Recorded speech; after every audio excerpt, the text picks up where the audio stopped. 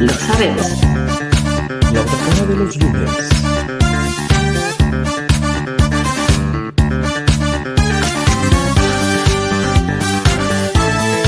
La Tacana de los lunes.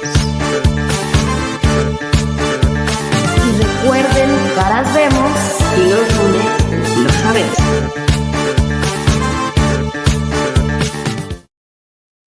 ¿Qué tal? Buenas noches a todos y todas las que se conecten. Va a ser un gustazo que nos acompañen en este programa, La Otra Cara de los Lunes. Y como cada lunes le doy la bienvenida y el saludote de buenas noches a mi querida Cori. ¿Cómo estás, Cori?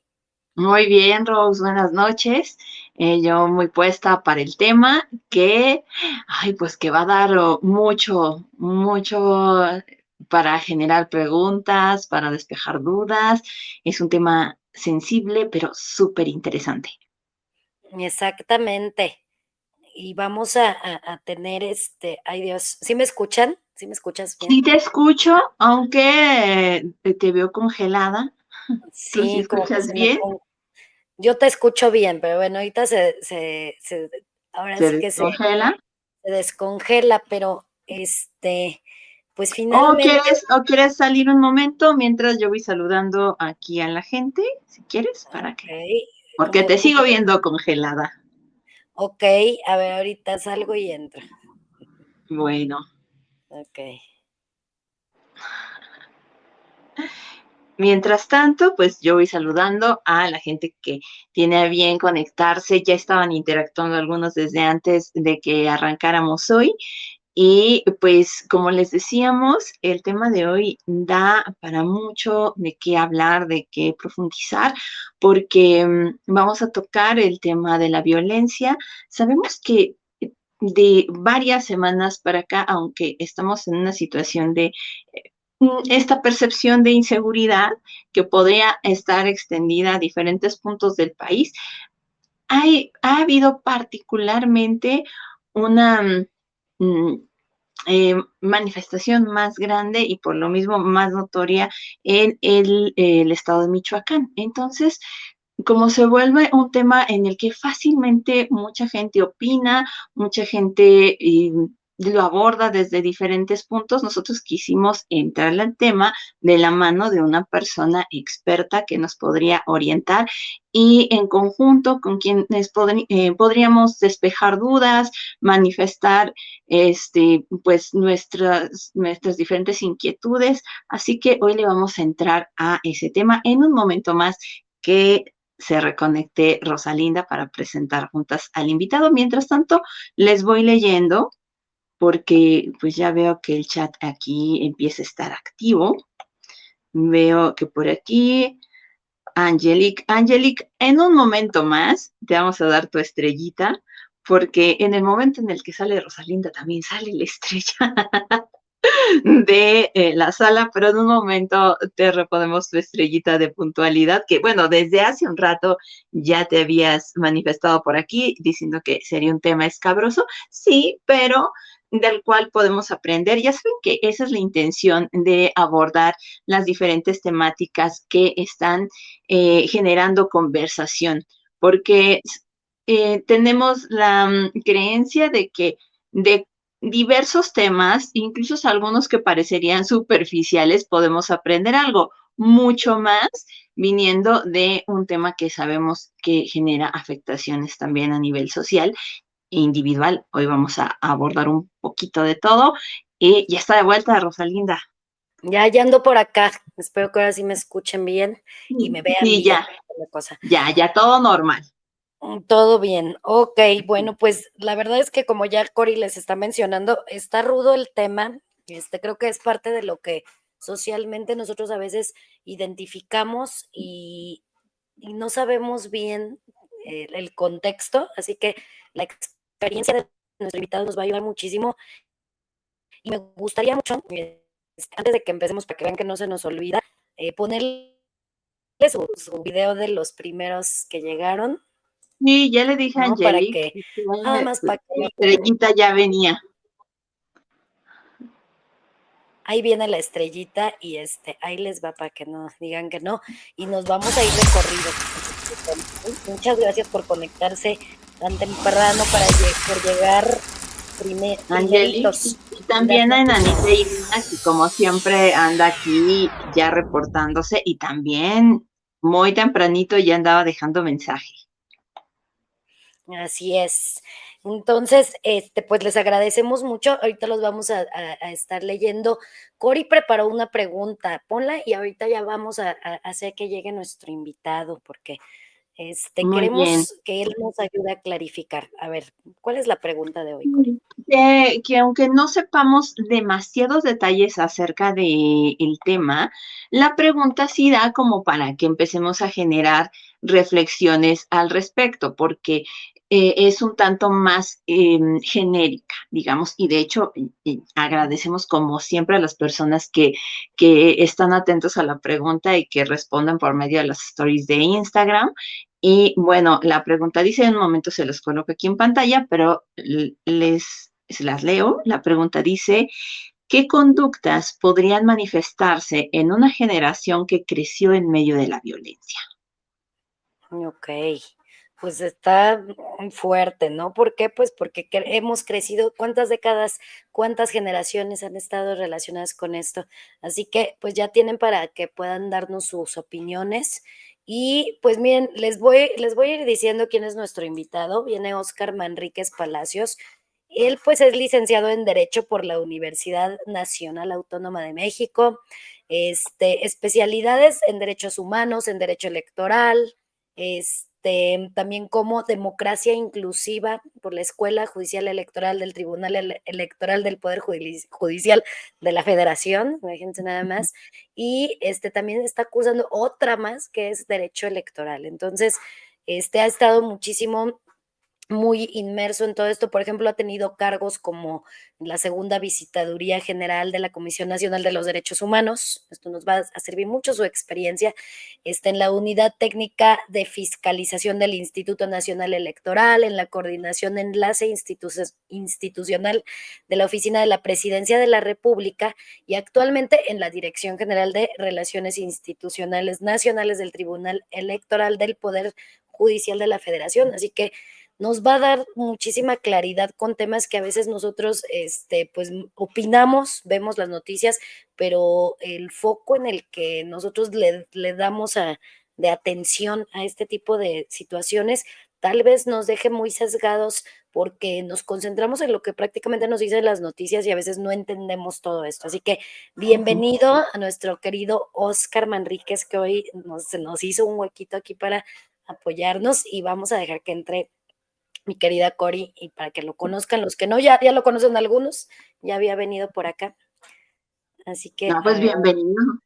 bienvenido nuestro querido Oscar. ¿Cómo has estado, Oscar? Gracias por aceptar la invitación. No, hombre, muchas gracias, Rosa, muchas gracias, Corina, por la invitación, por hacerme, pues, al contrario, espacio ustedes en su apretada agenda, y pues como siempre es un gusto platicar con su público. Muchas gracias. Hombre, al contrario. Gracias, bienvenido. ¿Y por dónde consideras tú, Oscar, que es adecuado en iniciar precisamente para entender este contexto de violencia, específicamente en el estado de Michoacán? Tú que conoces el tema más a profundidad, ¿por dónde crees que es adecuado adentrarse? Pues para contextualizar un poquito a su público, a la gente que nos acompaña hoy amablemente, les puedo comentar que por lo menos lo voy a ir abordando dando saltos en la historia. Primero les voy a hablar como que lo más fresco que tenemos de noticias. Los 2 últimos meses han sido son muy importantes para entender lo que se ha desatado en Michoacán. En los 2 últimos meses, 3 homicidios han puesto pues en la agenda nacional e incluso en la agenda de los Estados Unidos a esta entidad. El primer asesinato fue el 20 de octubre, tiene que ver con un líder el presidente, perdóname, de los citricultores de Apatzingán, Bernardo Bravo. Él siempre, exactamente, muchas gracias, pues él siempre se caracterizó por denunciar públicamente junto con su padre, que igualmente fue asesinado, la serie de delitos que el crimen organizado venía cometiendo en Michoacán, no de hace un año, no de hace dos, sino de hace décadas hacia atrás, sobre todo pues en contra del sector tanto empresarial como campesino, dedicado a la siembra, a la cosecha de limón, en el caso de ellos, pero también en Michoacán, pues es una tierra muy fértil, donde también es rica por la cosecha, cultivo y el comercio, por ejemplo, del aguacate. Cada que viene el Super Bowl, escuchamos noticias que hablan de cifras estratosféricas, de millones, de miles de dólares que reciben justamente ese estado en particular, porque el aguacate que se consume de parte de los fanáticos del Super Bowl allá en Estados Unidos, pues proviene del mismo. Otro asesinato que va a poner en el ojo del huracán a esta entidad y que pasó desapercibido para los medios de comunicación es un personaje, Alejandro Torres. Alejandro Torres, él es sobrino de Hipólito Mora, que va a ser un líder de grupos de autodefensa que se conformaron en Michoacán en 2013, justo por las mismas razones que hoy está viviendo de nueva cuenta el Estado. Otro asesinato, y este asesinato, el de Alejandro Torres, va a ocurrir en el municipio de Buenavista, en Michoacán, el 1 de noviembre, en la madrugada del 1 de noviembre. Al parecer, de acuerdo a las noticias, integrantes de los Viagras ingresan a su domicilio y lo asesinan junto con su esposa, y horas después ocurre el asesinato que derrama pues el vaso, es la gota que derrama el vaso, el de Carlos Manso, exactamente, muchas gracias, esa es su imagen, es el exalcalde de Uruapan, Michoacán.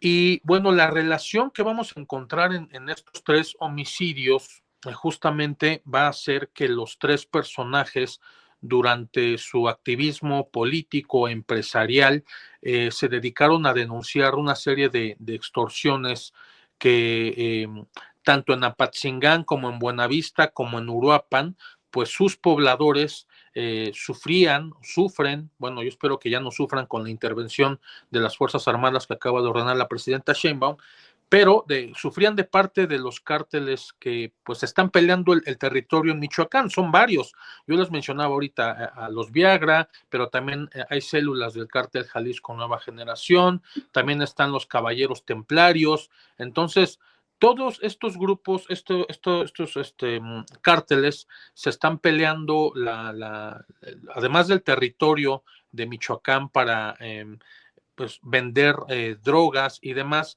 Se han dedicado a cobrar derecho de piso a los comerciantes para poderles permitir trabajar, ¿no? Abrir sus negocios. A los agricultores, a los campesinos, estos grupos del crimen organizado les cobran una comisión por tonelada de la producción de la fruta que ellos cosechan, ¿no? También les cobran una comisión por dejarlos trasladar esa mercancía dentro del territorio para quienes intentan comerciarla fuera de Michoacán en entidades aledañas. Igualmente tienen que pagar un derecho de piso, y justo cuando nosotros hemos detectado, nos hemos percatado, yendo al supermercado, a los mercados, a los tianguis sobre ruedas, el alza en los precios de algunos productos de Michoacán, como el aguacate y el limón, son por lo regular porque estos cárteles les imponen a los campesinos y a los comerciantes de estos productos, además de tarifas, les imponen como que, digamos, fechas para generar su escasez, y de esa manera provocar la carestía, porque en la medida que estos productos que son de consumo nacional, y ya les he platicado que internacional, que se exportan a Michoacán, en la medida que escasean, su precio incrementa, y a mayor precio que puedan venderlo, mayor es la comisión que le cobran estos grupos de delincuencia a los productores de todo el estado. Entonces, este es un poquito el contexto en el que se han venido desenvolviendo los últimos meses en Michoacán. Y bueno, para darle un poquito más de información también a su público, permítanme traerles una información que encontré. Este fenómeno en Michoacán, lamentablemente, no es nuevo. En 2013 tuve el honor de trabajar en la Comisión Nacional de los Derechos Humanos, en la segunda visitaduría general, y parte de la labor que realizamos en ese momento fue trasladarnos a Michoacán, porque en el mes de febrero de ese año surgen grupos de autodefensa. Uno de los líderes se los acabo de mencionar, Hipólito Mora, que es el tío de Alejandro Torres, esta persona cuya muerte fue opacada por la de Carlos Manso. Surgen grupos de autodefensa en Michoacán, en concreto en 33 municipios, además de Uruapan, justo denunciando los mismos delitos cometidos por los mismos cárteles que les acabo de enlistar, con uno adicional, y fue la gota que derramó el vaso de la paciencia de la sociedad michoacana de aquella época.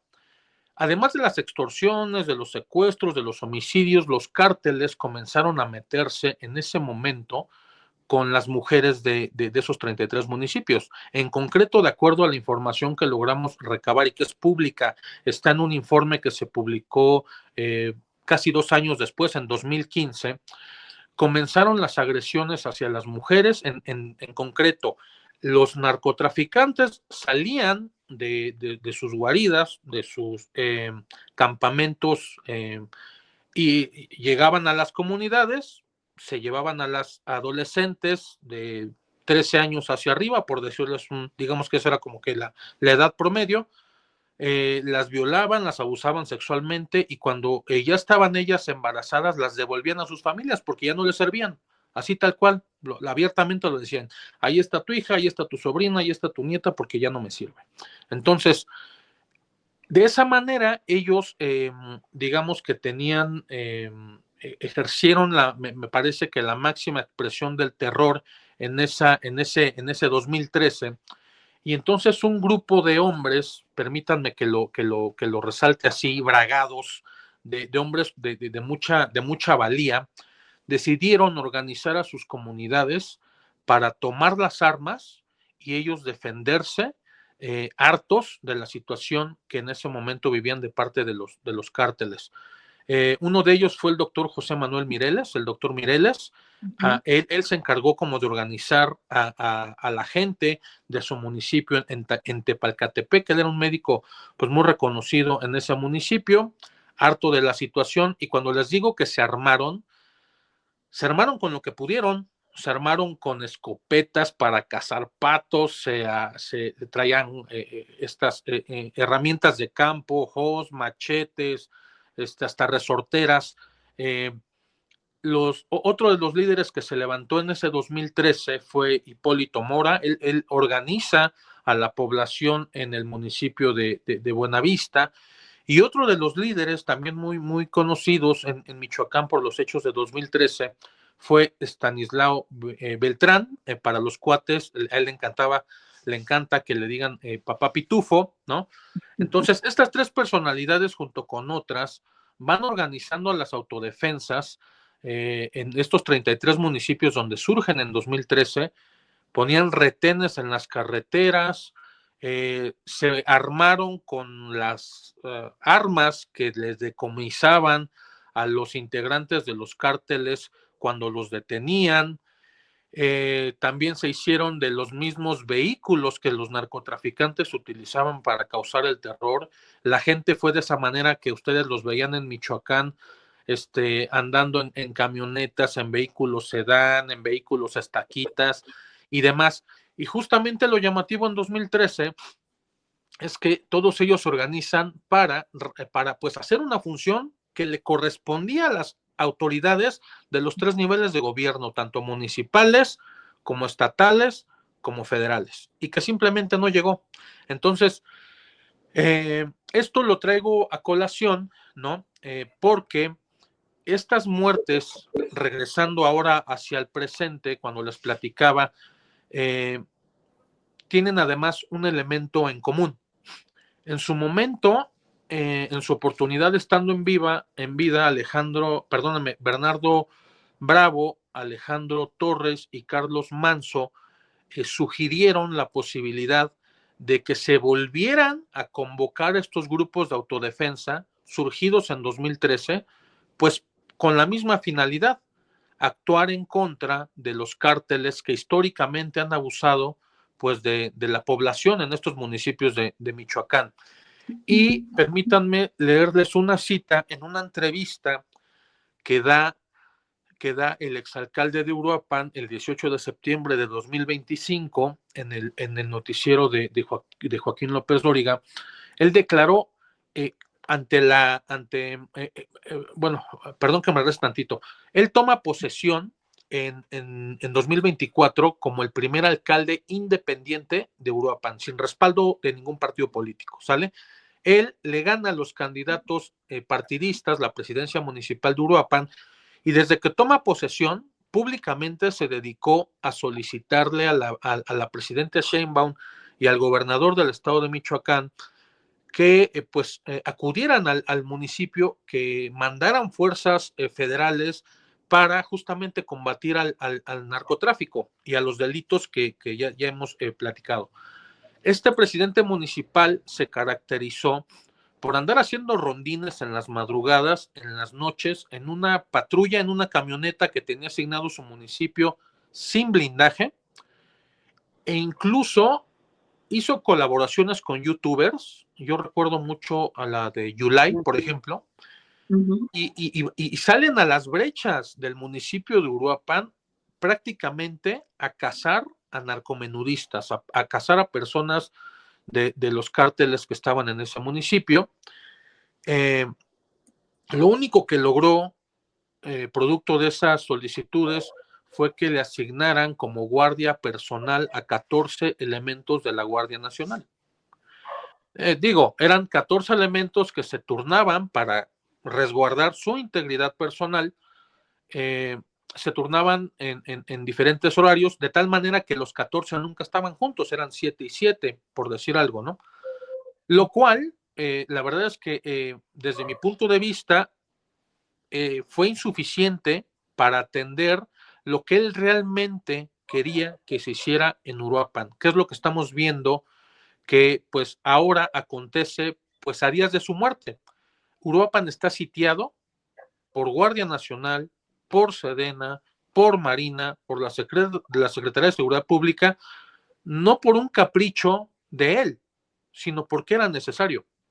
Entonces, este es un poquito el contexto. El 18 de septiembre, ahora sí ya les comento lo que él expresó a Joaquín López Dóriga. Él le expresó, en caso de continuar las omisiones de los 3 niveles de gobierno para atender su petición de darle seguridad a su población, dijo, nos van a obligar a tomar las armas a la población, convocar al pueblo para defenderse.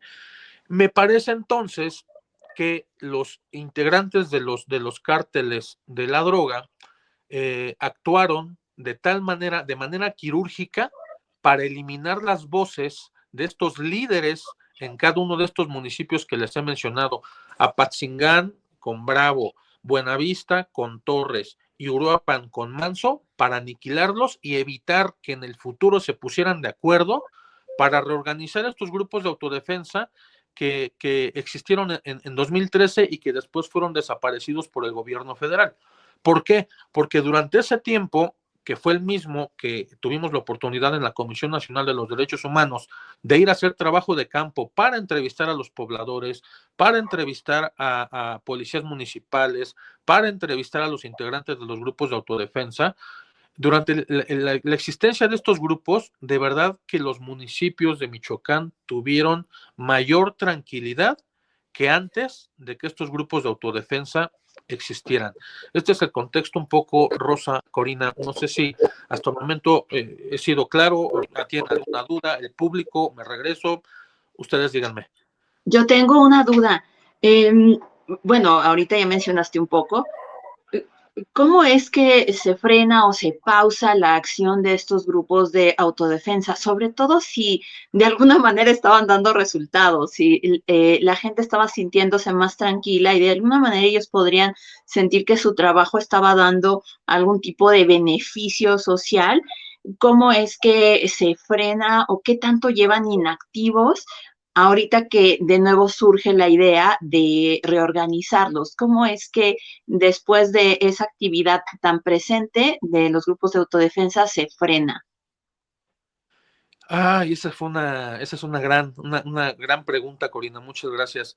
Fíjate que este movimiento que nace puro, que nace así homogéneo con la verdadera intención de combatir a los grupos criminales, desafortunadamente se fue politizando y desafortunadamente se fue infiltrando. Se institucionalizó, se politizó porque estos grupos de autodefensa se institucionalizaron.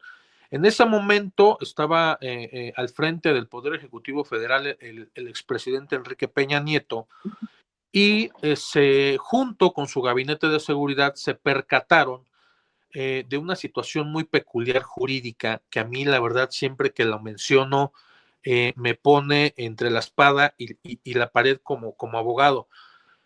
Socialmente me parece que ya hemos dado los suficientes argumentos como para justificar la existencia de estos grupos de autodefensa. La verdad es que si el Estado no te da la seguridad a que está obligado para protegerte a ti, tu vida, tu integridad y la de tu familia, yo veo perfectamente ético y moral comprensible que se hayan organizado, se hayan armado pues, para repeler las agresiones. Sin embargo, en términos legales, estos grupos de autodefensa estaban actuando fuera de la ley, porque de acuerdo a la Constitución y a la ley de armas de fuego, las ciudadanas, los ciudadanos, los mexicanos en general tenemos prohibido pues portar armas en la calle. Podemos tener armas en nuestros domicilios justamente pues para prevenir futuros ataques que nos quieran hacer hacia el interior de nuestros domicilios. Hacia el exterior de los domicilios solamente los cuerpos de seguridad, Marina, Sedena, Guardia Nacional, tienen permitido portar armas. Entonces, estos grupos de autodefensa estaban cometiendo un delito por el solo hecho de portar armas. Algunas de ellas, tengo que decirlo, de uso exclusivo del ejército, pero eran armas que ellos le decomisaban a los narcos, que las hacían suyas, porque eran gente, les platico, en su grueso de verdad eran campesinos, Rosa, Corina, de verdad, eran gente sin adiestramiento alguno, cuyo conocimiento en el uso de las armas se limitaba a veces a la caza, de verdad, o sea, llegamos a encontrar escopetas, yo las llegué a ver como visitador en la Comisión Nacional, eran de esas escopetas de caricatura, donde les meten la posta, la pólvora, las apachurran y te dan un solo tiro, ¿no? Entonces, pero pues también tenían armas que eran del uso exclusivo del ejército, que eran las que les decomisaban a los cárteles para su defensa. Entonces, ¿qué hace el gobierno federal? Dice, bueno, al final del ya una vez que interviene, una vez que manda a los elementos de seguridad para, ahora sí, encontrar una solución en Michoacán en 2013, 2014, los convierte en una policía rural comunitaria. Entonces, esta decisión divide a los líderes de los grupos de autodefensa, ¿no? Algunos creen que están traicionando a las causas que les dieron origen y otros ven pues una salida viable. ¿Sabes por qué, Corina? ¿Sabes por qué, Rosa? Porque era trabajo a final de cuentas. Iban a tener un salario fijo con prestaciones, lo que quizás nunca habían tenido. Entonces se dividen y acceden, el gobierno federal los uniforma, los capacita, les piden que pues depongan las armas que traían que eran del uso ejecutivo uso exclusivo del ejército, les da otras distintas que ya eran más como acorde a su función de policía rural. Y digamos que esa decisión institucional va a dividir, va a politizar, va a polarizar a los grupos de defensa de tal manera que unos van a seguir por su cuenta de manera activa, intentando protegerse pese a la existencia de esta policía rural que la componían sus mismos excompañeros de trinchera.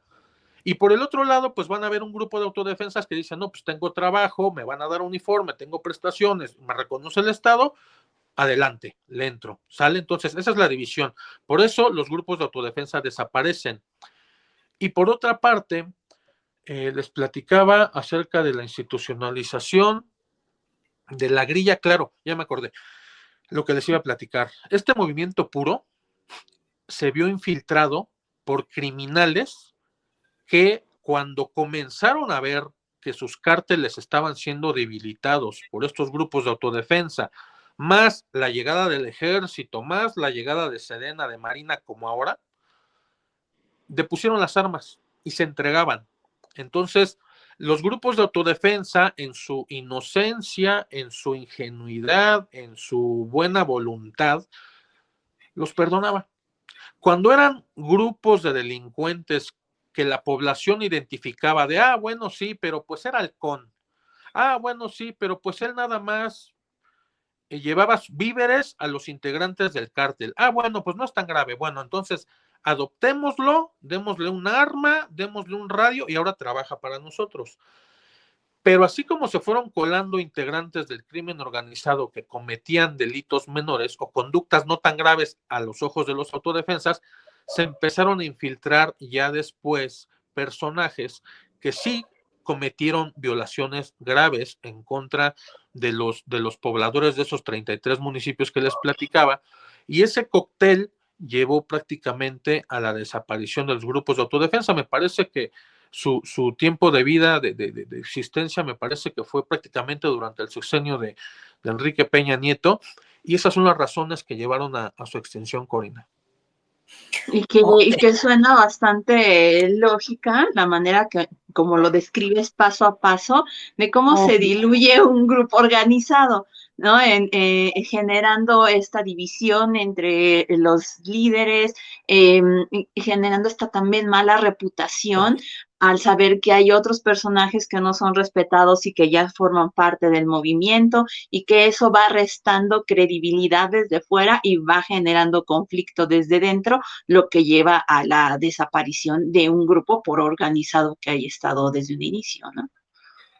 Claro. Sí, y fíjate que yo le comentaba a Rosa que hay un elemento, ustedes seguramente pues tendrán a lo mejor pues mayores herramientas dados sus estudios que yo para comprenderlo, pero le decía a Rosa que hubo un fenómeno que a mí me llamó poderosamente la atención cuando tuve oportunidad de acudir a estos municipios en 2013 de Michoacán, y tiene que ver con el hecho de cómo los menores de edad, que son un grupo vulnerable por excelencia, tratándose de enfrentamientos, de conflictos bélicos, de conflictos armados, como el que aconteció en ese estado, en ese 2013, pasaron de ser como las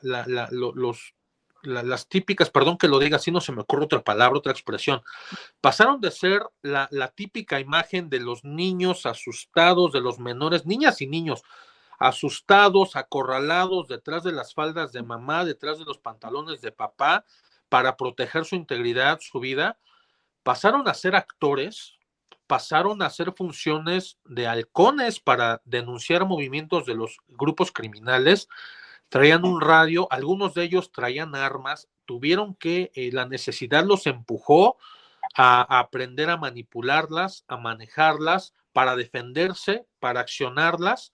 Entonces, ese rol, la verdad es que a mí me movió demasiado. O sea, yo tenía acostumbrado, por los tipos de trabajo que hacía en la Comisión Nacional, justamente identificar, digo, a final de cuentas, los menores de edad, pues fueron víctimas, a pesar de que tenían un arma, pero este rol de pasivo, de estar escondido, de buscar ser protegido, a ser protectores, siendo menores de edad, de verdad que me voló la cabeza. No sé si hay alguna cuestión, algún complejo psicológico que lo explique, ¿saben? Pero a mí me voló la cabeza cuando lo tuve que documentar. Y considerar que en este momento ya son adultos, ¿no? O sea, mucha gente que en ese momento... Ay, creo que nos empalmamos. Ahí No, estamos ahí. Ah, Ujú. ok. Ahí medio interferencia. Decía, esos menores de edad, pues, eh, vaya, al paso del tiempo, pues ya son adultos, ya podrían estar teniendo una visión mucho más amplia de lo que fue en ese momento el movimiento, ya traen experiencia, ¿no? Ya también, y que de hecho, precisamente en ese contexto es que se desarrolla la pregunta, ¿no? De qué ocurre cuando eh, estos menores van creciendo en este medio con esta sensación de, de supervivencia constante, ¿no? De me tengo que proteger y tengo que proteger a los míos, ya como algo del diario vivir, ni siquiera estamos hablando de una situación que ocurrió por un evento aislado y que a partir de eso, a causa del trauma, aquí estamos hablando de algo que se volvió su cotidianidad, algo que familiarmente, comunitariamente era justificado. El portar un arma, el estar constantemente alerta de qué es lo que está ocurriendo y que si es necesario atacar, se ataca. Y que eso era su día a día de estos menores que al día de hoy podrían estar liderando otro tipo pues de movimientos más formales, más serios, pensando en que ya pasaron 12 años de ese momento y ya hablamos de una población adulta. Claro, y ¿saben qué? Yo creo que aquí es muy importante que también se destaque que finalmente el entorno absorbe importante parte de la personalidad, cómo se va construyendo. Entonces, aquí nosotros nos podríamos poner a tratar de hacerle todo el análisis psicológico, pero realmente las condiciones en las que se experimentan todas estas formas de crianza, de ejemplos, de repeticiones, de ciclos que se repiten constantemente, pues ya nos están hablando de que hay una desintegración total de la infancia y de la adolescencia, como primer punto que se habla mucho el futuro de nuestros países. Entonces, actualmente ya hemos visto muchísimos jóvenes reclutados por estos cárteles, ¿no? Y precisamente, a ver, llama mucho la atención también el tema, respecto a la persona que fue identificada como el autor material de este momento tan terrible que se vivió con Carlos Manso y que fue abatido y que entonces, detectaron, que el chico tenía tal identificación, incluso qué tipo de sustancias consumía, ¿no? Cuando los familiares fueron a reclamar el cuerpo y todo esto, adictos a la metanfetamina, un joven de 17 años. Que fíjense que se me hizo a mí, no sé qué opinen, pero, el tema de cuando, de alguna manera lo identifican, yo nunca entendí, y miren, ahí les va, cuál fue su, Ujú. su medición facial tan crucial. Mira qué estudios tan tan, técnica, no sé cómo llamarle, poniéndole unos recuadros. Ese es el trabajo que hacen las autoridades en la identificación de un rostro, o sea, de verdad, creo que jugando a otra cosa para maquillarse tienes un mejor software, ¿no? En las aplicaciones de México. Este, y finalmente, bueno, a ver, ¿qué va a suceder aquí? Muchas veces el tema relacionado con menores de edad, y ya lo vimos con Marían Gonzaga, es, pues, como es menor de edad, en dado caso que este chico hubiera sobrevivido, ¿qué es lo que procede? Porque, finalmente las sanciones que existen para los menores de edad no son las que realmente podrían estar, híjole, yo creo que no son justas, pero al nivel de la ley. Oscar, ¿qué pasa cuando hay menores de edad inmiscuidos con todos estos grupos? Porque ahí es una ley de nadie. O sea, yo creo que nosotros podremos ver de alguna manera muy quisquilloso a todos los sistemas de impartición de gobierno, de justicia, que finalmente, pues parece que todo lo quieren llevar al plano teórico escrito y en la práctica, pues lo que vimos fue esto. Se menciona que Carlos Manso estuvo muchísimo tiempo pidiendo ayuda, ¿no? Tú ya lo mencionabas de otra manera, todo lo que ha surgido previamente. Y lo que más famoso se hizo, lo que más se dio a conocer, fue que él gritaba, por favor, déjenme que ahora nosotros tengamos que, pues, atacar al crimen organizado, tenemos que ir a esto. Y la contestación que tuvo por parte de la presidenta fue, no, hay que levantar su, averiguación, o ¿cómo es? La fiscalía hay que levantar su acta, tenemos que ir a cómo se tienen que llevar los protocolos, ¿no? Muy específica, y decía: "Está mal", ¿no? Que sinceramente se me hizo, pues, una respuesta muy absurda, y finalmente sucede esto. Hay otra crítica importante que me gustaría también destacar, y ahorita, lo comentas, Oscar y Cori. Fíjense, las acciones tomadas al respecto, esto ya era una bomba de tiempo que se venía cocinando de mucho tiempo atrás y que se han visto en diferentes momentos, pues cuántas personas han perdido la vida a manos de criminales peligrosos. Entonces, resulta que Carlos Manso pide, solicita ayuda, protección, etcétera. Medio le dan el avión, medio sí, medio no, tiene que buscar otras instancias, los medios, ¿no? Incluso, y resulta que después de esta respuesta que tuvo, suceden estos eventos trágicos, se tardan por parte del gobierno en reaccionar muchísimo tiempo. La primer como publicación que hubo por parte del gobierno fue, estamos trabajando en la identificación de las personas que fueron detenidas en estos hechos lamentables. No hubo una condolencia en esa mendiga publicación inicial.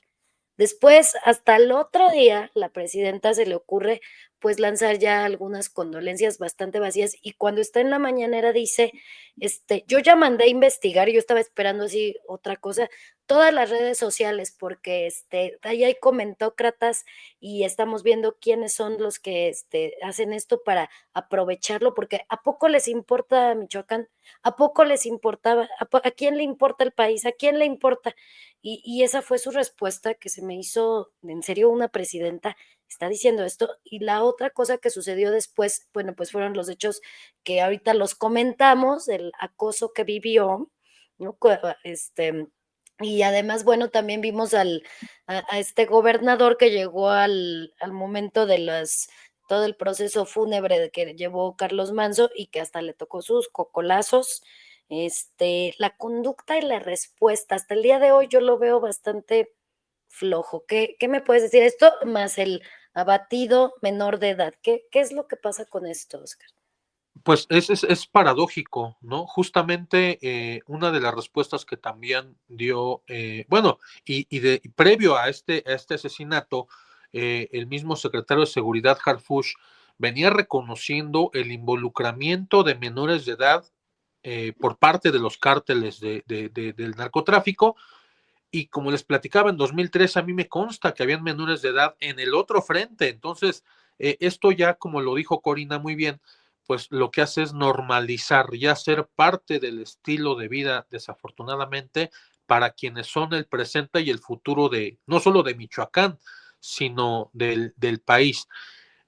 También en relación a lo que comentaste de la entrada, pues tardía del gobierno federal, en eso, perdón que lo diga, lo mismo le pasó al PRI con Enrique Peña Nieto. Entraron tarde, ya cuando la bomba había explotado, cuando los michoacanos, hartos de estar solicitando ayuda federal en 2013 y no obtener respuesta, fue que declararon formalmente en febrero del 2013 el surgimiento de los grupos de autodefensa, y entonces ya con los dedos en la puerta tuvo que entrar el gobierno federal.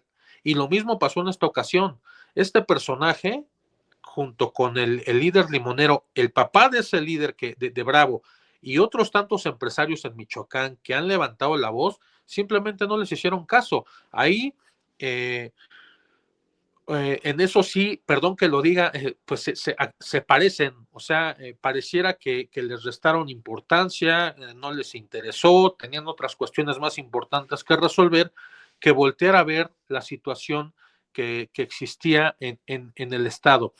Y fíjense que también se me había pasado comentarles hace unos momentos, eh, tiene que ver con esta demanda que hacía el presidente municipal de Uruapan en vida. Él tiene una frase que también se le hizo célebre y que fue recriminada por varios actores del gobierno actual, ¿no? Apelando a ir a levantar tu denuncia, actuar institucionalmente, conforme a derecho y demás, ¿no?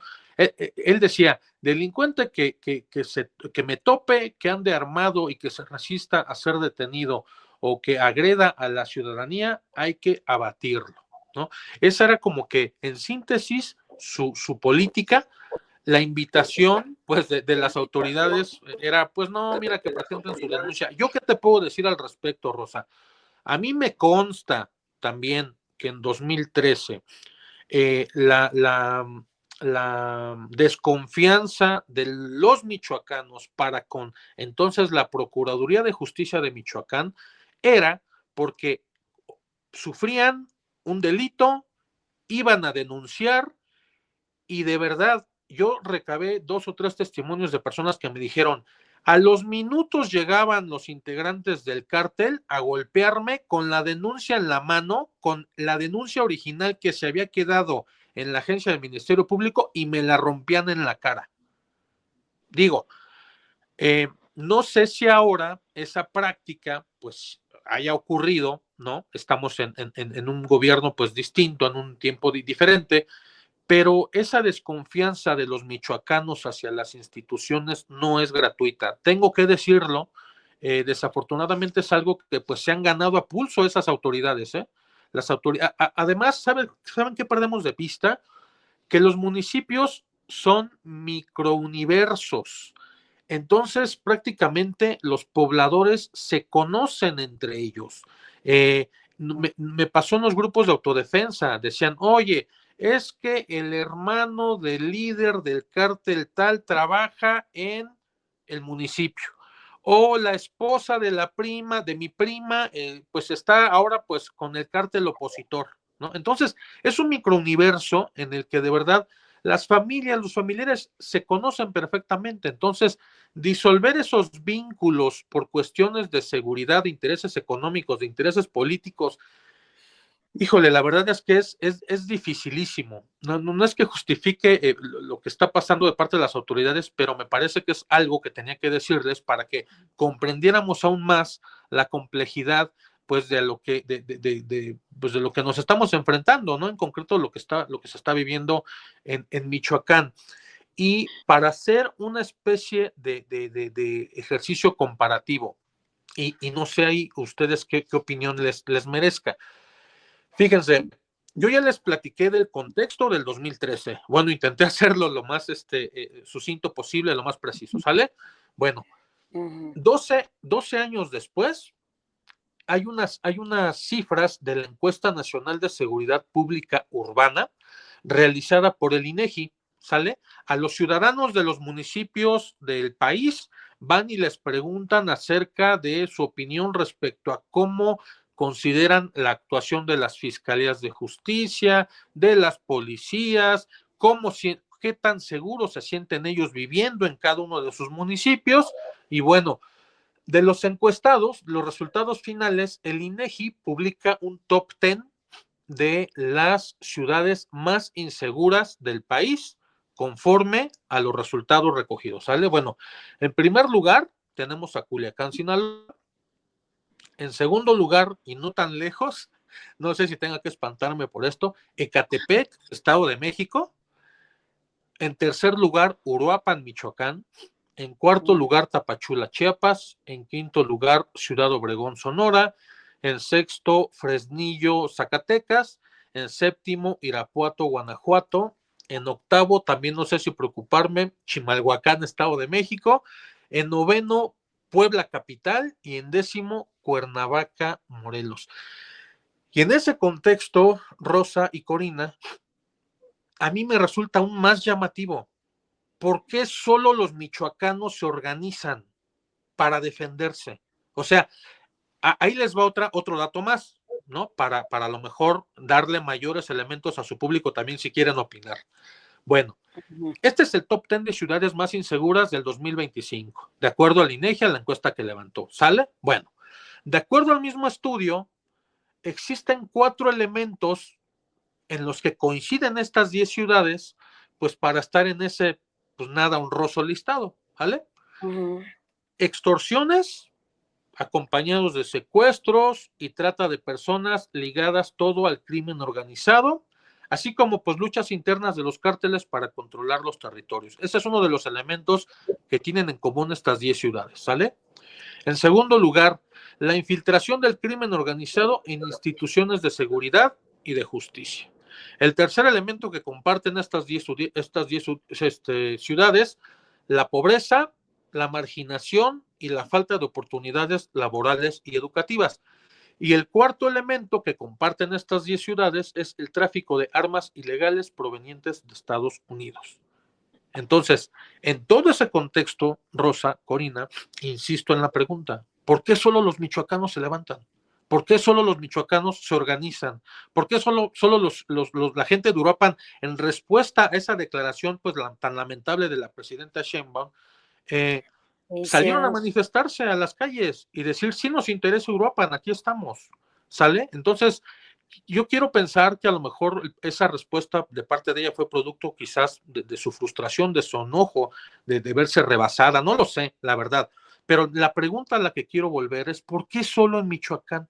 Digo, qué bueno, pero ¿qué pasa en Michoacán que no pasa en Sinaloa, que no pasa en el Estado de México, que no pasa en Chiapas? ¿De qué están hechos los michoacanos? De verdad, hay personas que se asombran de que, por ejemplo, esté la iniciativa de juntar llaves que no se utilicen para hacerle un monumento al expresidente municipal de Uruapan. Hay gente que no comprende cómo es que la efigie de este exalcalde, junto con la del líder empresario Bravo, son materia de murales en Apatzingán, en Uruapan, o sea, y a mí, al mismo tiempo, viendo estas cifras, viendo estos datos, de verdad no deja de sorprenderme de qué están hechos los michoacanos y por qué, alzando la voz con justa razón, no se les hace caso. No sé si existe algún sociólogo, algún psicólogo, algún psiquiatra que me explique. Ahora, algo que me llama la atención es que aunque describes, bueno, nos acabas de mencionar ese listado del top 10 y que uno puede decir, ay, menos mal que no estamos desde nuestros diferentes municipios en el top 10.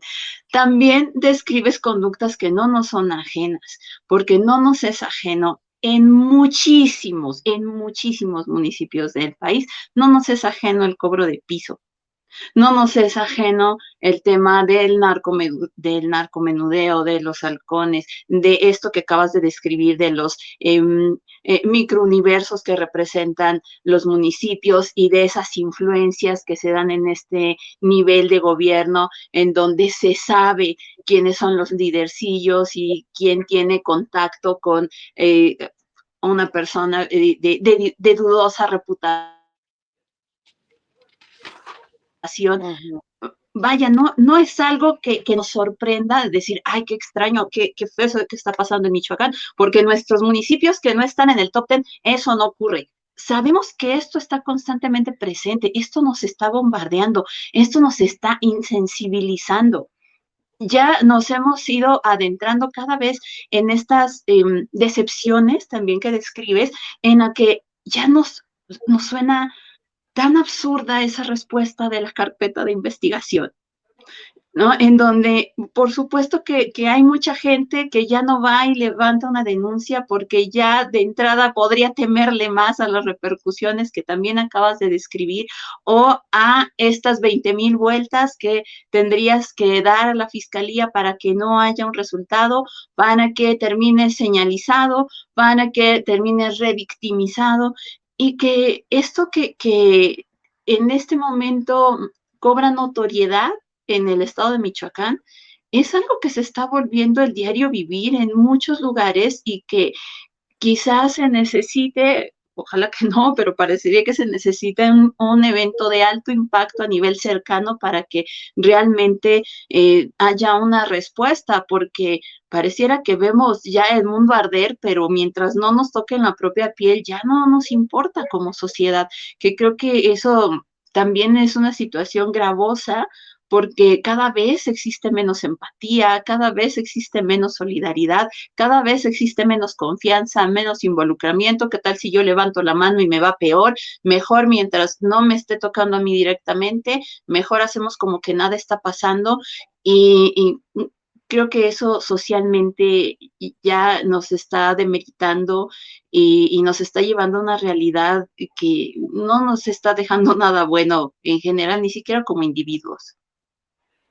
Exacto, pero fíjense que yo creo que el término que normalmente conocemos como hacer justicia por propia mano y cuando son grupos organizados, como lo que menciona, sí hay un fenómeno que tiene mucho que ver con el sentido de identidad unido a la desconfianza que hay de los otros contra nosotros. Y en este caso, el gobierno es ellos contra nosotros, que estamos sumamente unidos, ¿no? Y existen líderes que han puesto el dedo sobre la llaga, que se han atrevido a expresar, y eso genera un sentido de cohesión, de identidad y de pertenencia, como sintiendo que existe alguien ahí como parte de esta fuerza que nos está representando.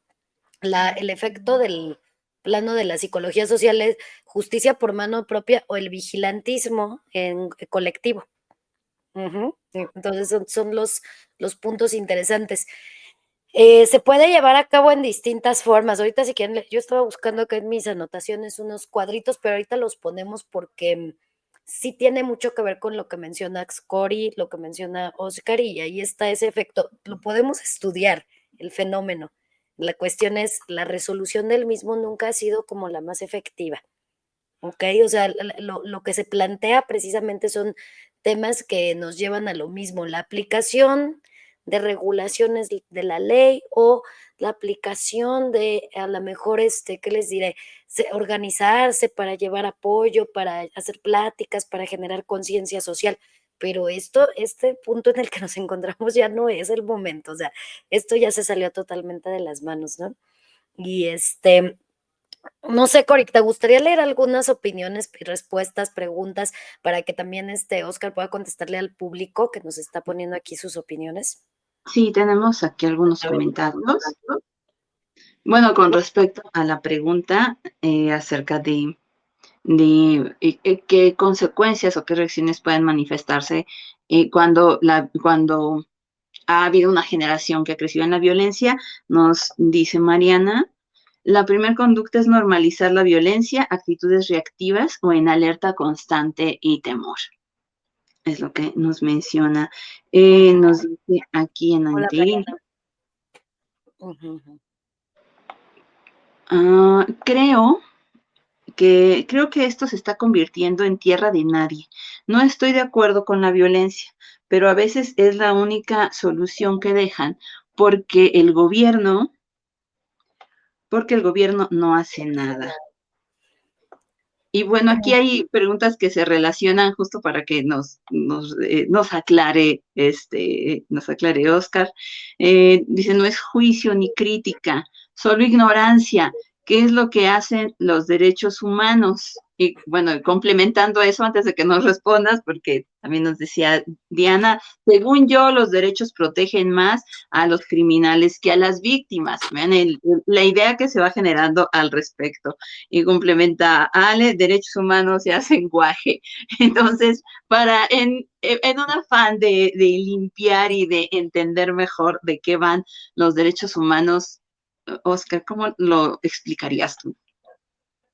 Híjole, bueno, mira, para comenzar, en ese año, en 2013, como les platicaba al inicio, nos mandan en brigadas, es una investigación que se inicia de oficio. En la Comisión Nacional hay dos formas de iniciar un expediente, ya sea que pudo haber ido en ese momento acudido o mandar por correo electrónico su queja a los integrantes de los grupos de autodefensa denunciando estas situaciones, pero no fue así. Entonces la Comisión Nacional de los Derechos Humanos, por instrucciones de su entonces presidente Luis Raúl González Pérez, no, perdóname, fue el doctor Plasencia Villanueva, perdóname, fue el doctor, no es cierto, sí, fue con perdón, con la presidencia por la presidencia de la Comisión Nacional de los Derechos Humanos. Ahorita les preciso quién estaba a cargo de la presidencia, porque el informe sí se emite con el doctor Luis Raúl González Pérez. Solo tengo dudas si él estaba cuando ordena que se inicie el expediente o estaba su antecesor Plasencia. Bueno, era Plasencia, era el doctor Plasencia quien estaba cuando se inicia el expediente, y el doctor Luis Raúl González es el ombudsman que sustituye a Plasencia y es quien emite el informe. ¿Sale? Bueno, ya aclarado el punto, una disculpa. ya es la edad y la hora. Bueno, la Comisión Nacional inicia de oficio esta investigación, nos mandan en brigadas a cuerpos de abogados, médicos y psicólogos para dar atención prioritaria a los pobladores en primer lugar fueron los municipios donde surgen los grupos de autodefensas. Buenavista fue el primero y Apatzingán fue el segundo. Grupos de abogados para asesorar a las personas de cómo encaminar sus denuncias ante la Fiscalía Estatal relativas a secuestros, extorsiones y demás. Y es en donde como abogados nos enteramos de que pues estas denuncias a veces no se les daba trámite porque eran entregadas por alguna razón extraña a los grupos delictivos y estos iban a las casas de los denunciantes, los golpeaban y se las rompían en la cara, ¿ok? Bueno, íbamos con grupos de psicólogos para dar contención. La verdad es que había población muy afectada por los delitos que se les cometieron. Hubieron personas a las que les tocó presenciar el asesinato de familiares, violaciones de sus hijas, de sus nietas, en fin. Entonces, los psicólogos, mis compañeros psicólogos, daban contención y atención prioritaria a esos grupos y los médicos, pues también acuérdense que las enfermedades son emociones que se somatizan, sí es así bueno, Sí. entonces, justamente, pues había personas ya enfermas justamente de haber contenido, de haber vivido estas experiencias de violencia, y entonces grupos de médicos pues iban a atenderlas, a darles consulta, a recetar medicamentos. La verdad es que eran brigadas humanitarias que involucró a personal de la Comisión Nacional de los Derechos Humanos en general. Y ustedes se preguntan válidamente, ¿y por qué intervino la Comisión Nacional de los Derechos Humanos? Bueno, porque existe una obligación del Estado, de los 3 niveles de gobierno, para con la ciudadanía, para con los gobernados, que es brindar seguridad.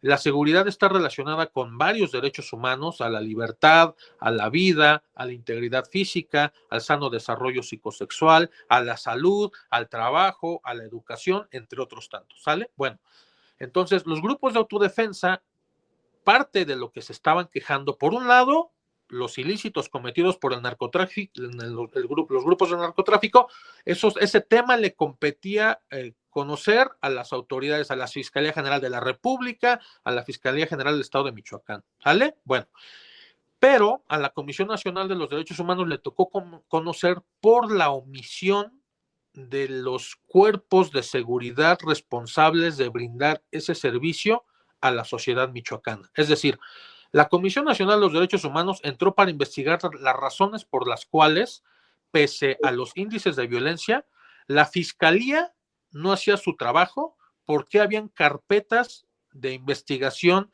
iniciadas años previos a la intervención de la comisión relacionados con extorsión, con cobro de piso y que no se movían, que no avanzaban, que seguían con el mismo escrito de denuncia sin ninguna actuación que haya hecho el Ministerio Público.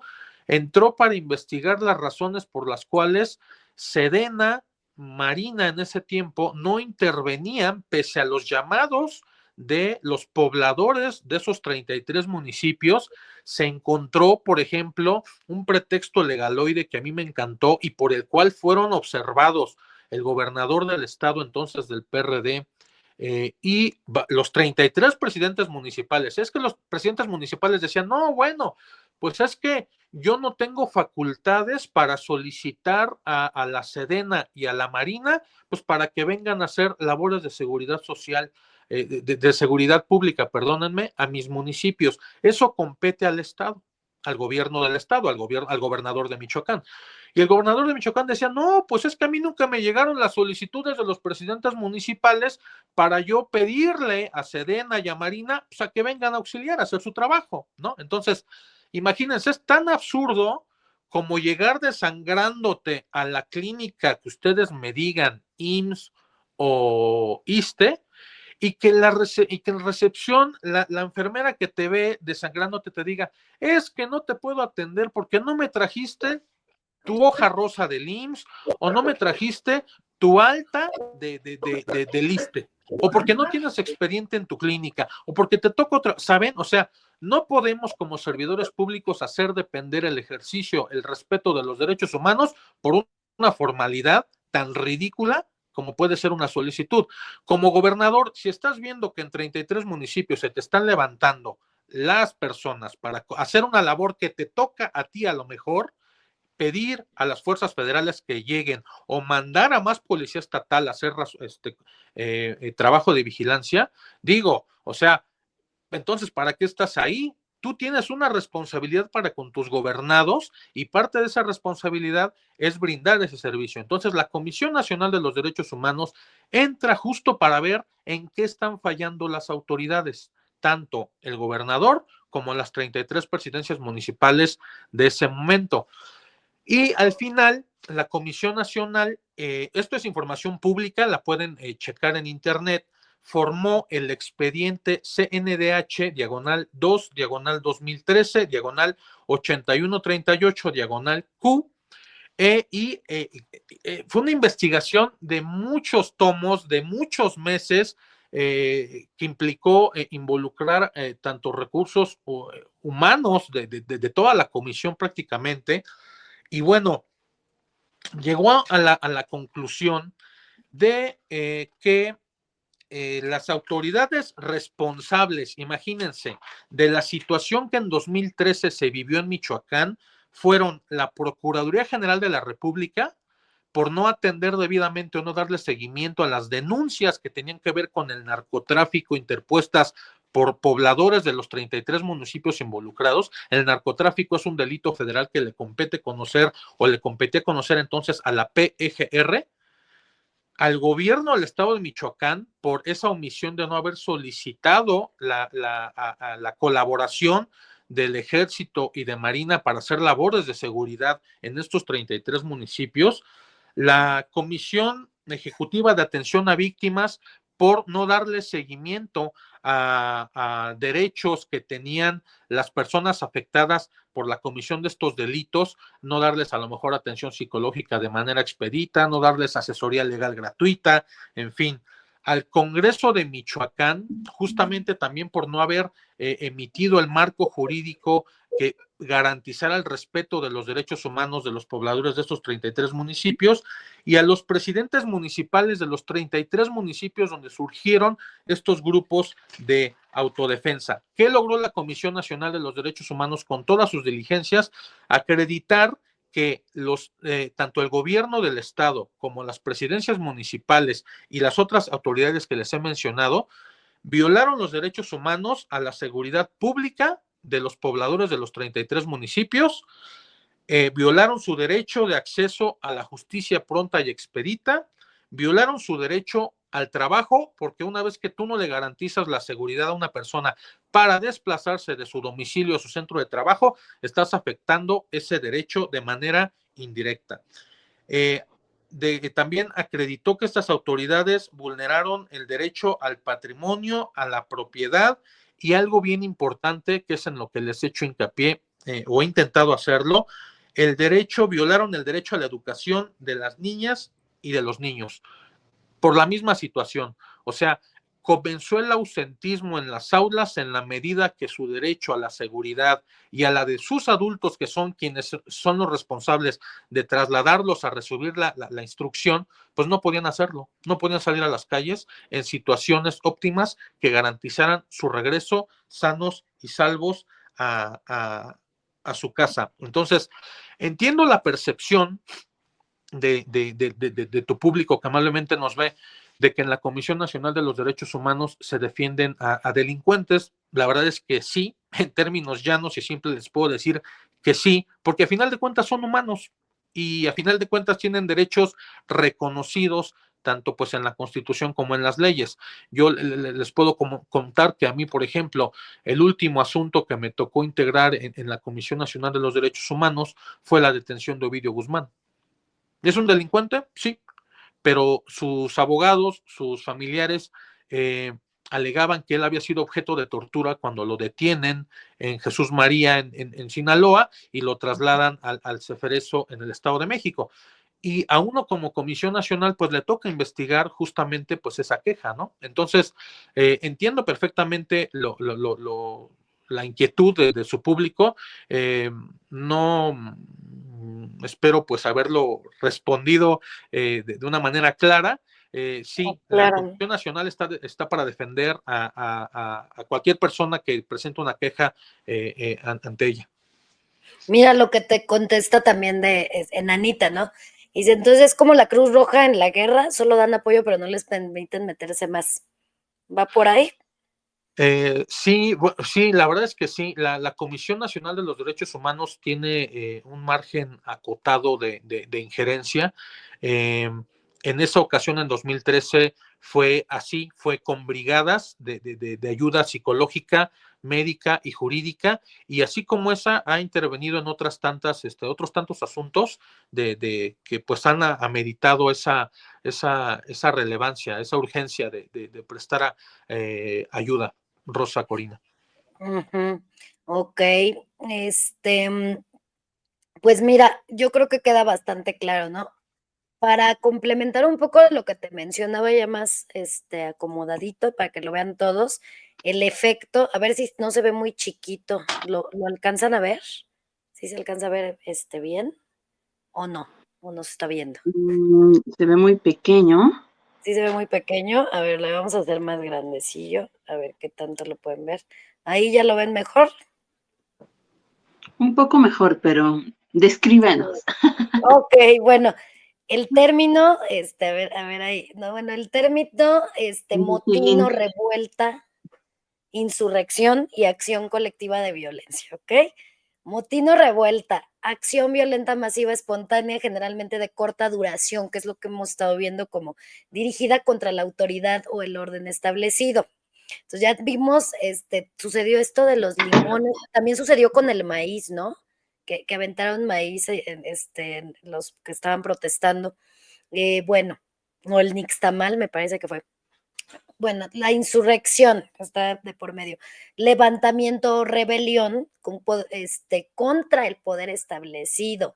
Hay una intención más organizada y política que un simple motín y buscan el cambio de una estructura de poder o alguna situación muy específica, como se da en estos casos.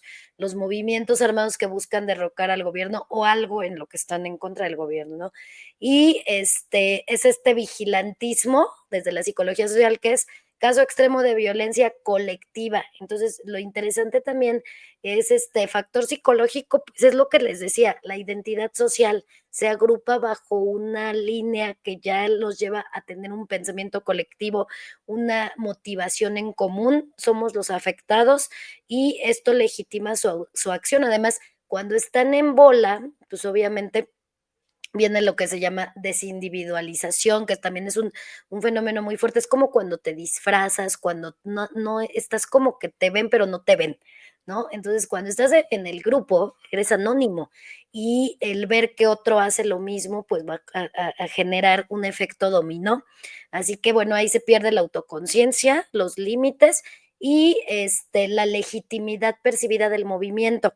Se cree firmemente que la causa es moralmente justa. Así que se anula toda restricción ética y el uso de violencia y lo que tengan que hacer, incluso aquí estamos hablando de quitarle la vida o implementar elementos, pues tal como los que hemos visto de Carlos Manso, ¿no? Lo que sucedió con toda esta situación y por qué la gente terminó por vincularse tanto a la causa y obviamente las reacciones han sido terribles. Pues estuvo el tema de que enseguidita, ¿no? Fue la protesta que se salió de las manos y parecía que era silenciosa, pero terminaron por destrozar el palacio, no sé si era de gobierno, no sé qué, el relajo. Esto que hicieron cuando cerraron carreteras y tiraron los limones, el nixtamal, o sea, ya son elementos donde incluso el simbolismo, qué es lo que hacen en esa mecánica general, grupal, tiene una implicación muy fuerte porque es su simbolismo y va a ser su escudo y va a ser su identidad y va a ser como su marcha, su momento. Entonces creo que esto al final, al verse entre distintos grupos, entre distintos lugares, probablemente se empiecen a ver en otros estados que no están en la lista a lo mejor o de los que están en la lista que nos mencionaste, Oscar, pero efectivamente es para preocuparse. Mira, acá en el sur, en Cuapa, ¿hace cuántos años les cobran derecho de piso a los bares y todos esos rollos, no? Muchos han tenido que cerrar y se dice que quienes realmente tienen ahora sí que la propiedad de cada bar, de cada lugar para irse a recrear, pues ya prácticamente son de estos mismos grupos. Ya no hay posibilidad. Entonces ahí lo vemos aquí en el plano citadino. Imagínate en este nivel que estamos hablando de la población afectada, que son los campesinos. Y se me hace que de todo lo que hemos realmente visto, pues derechos humanos, si en su momento interviene, yo creo que es como ese bálsamo que le puedes dar una herida, pero finalmente el problema de raíz lo veo complicado y se está saliendo de las manos del gobierno. Es lo que hemos visto, mucha ineficiencia, y tal vez es fácil criticar de nuestra trinchera porque no estamos en ese lugar, ¿no? Pero, bueno, una de las cosas que se me hacen muy llamativas es cuando la presidenta para todo, pues fue Peña Nieto, pues fue Felipe Calderón. O sea, ya todos son ellos, ¿no? Ya son el azar de la granja que le echan la culpa a todos de todo lo que pase. Entonces, también creo que es esa parte de decir que hasta qué punto lleva de desesperación, pero creo que la crítica que también se marcó, y me voy a pasar un poco a ese tema antes de que sigamos ya con los comentarios, es la caja china que se aventaron o que así pensaban respecto al tema de esto.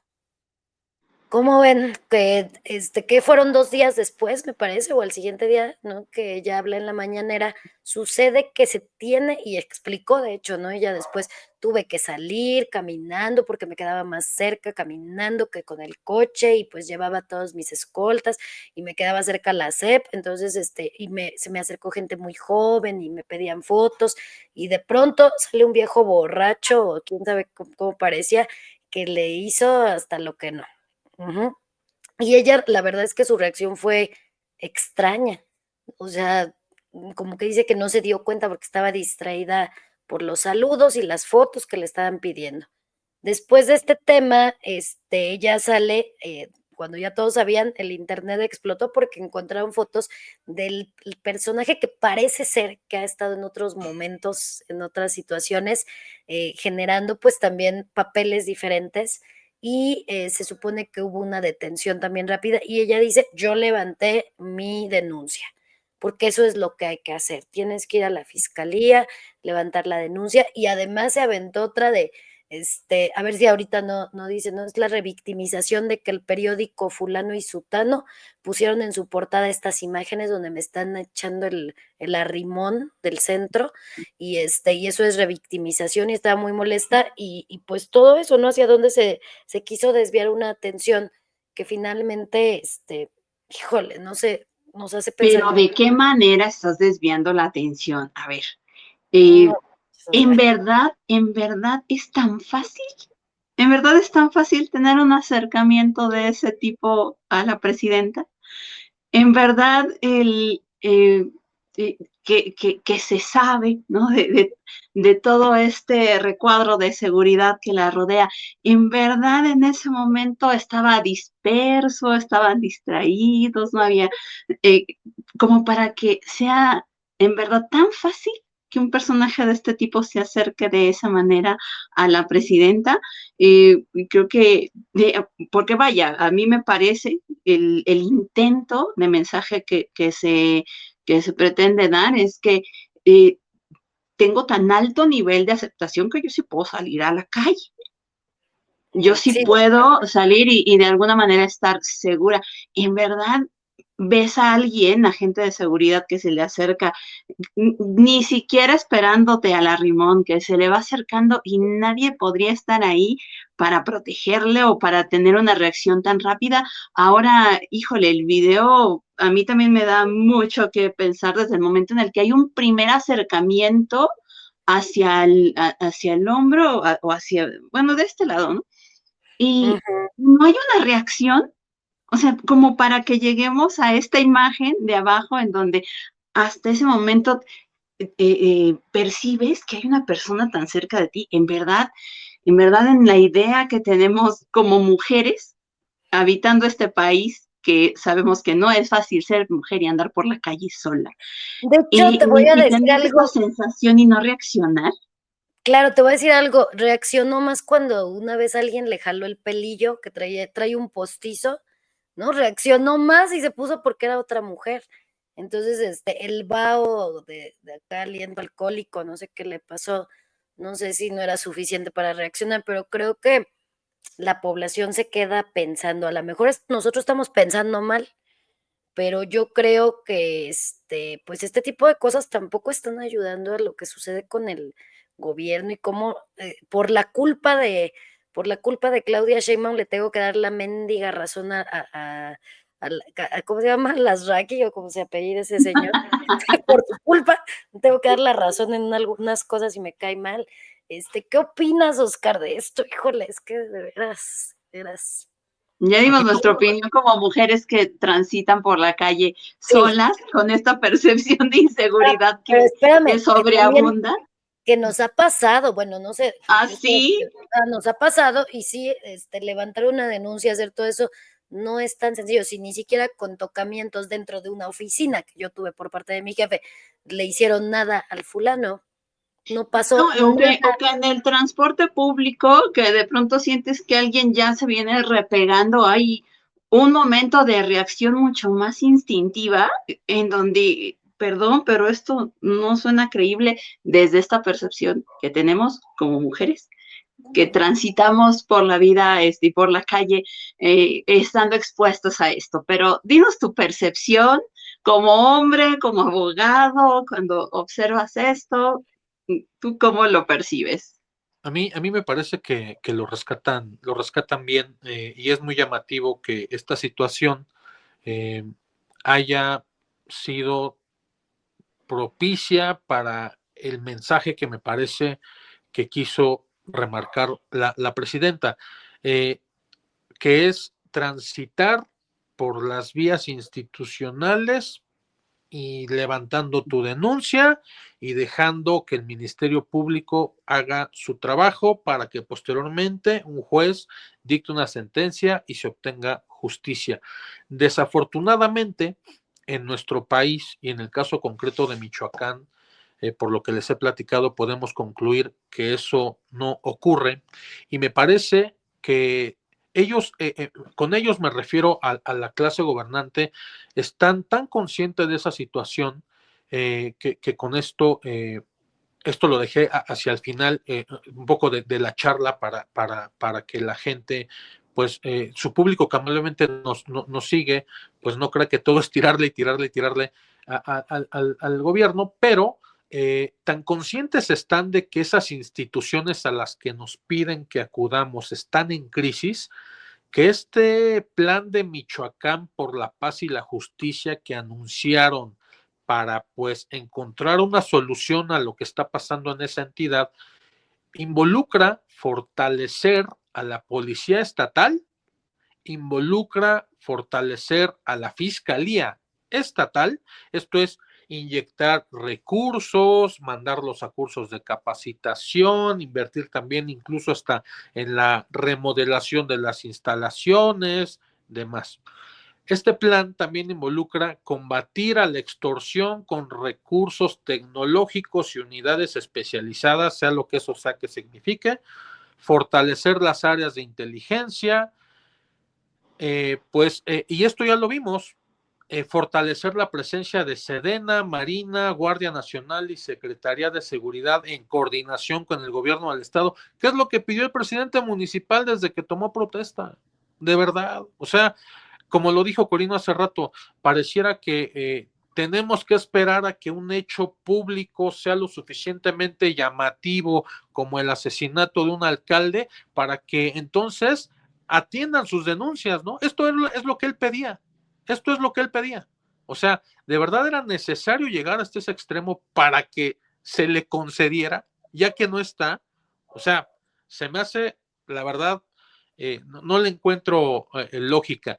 Y este plan de Michoacán por la paz y la justicia también va de la mano de acciones que van encaminadas a reactivar la economía en el estado. La presidenta dio la instrucción, por ejemplo, para que la Secretaría de Economía inyecte recursos, la Secretaría del Bienestar pues implemente, amplíe el campo de acción de sus programas sociales para beneficiar a más michoacanas y michoacanos.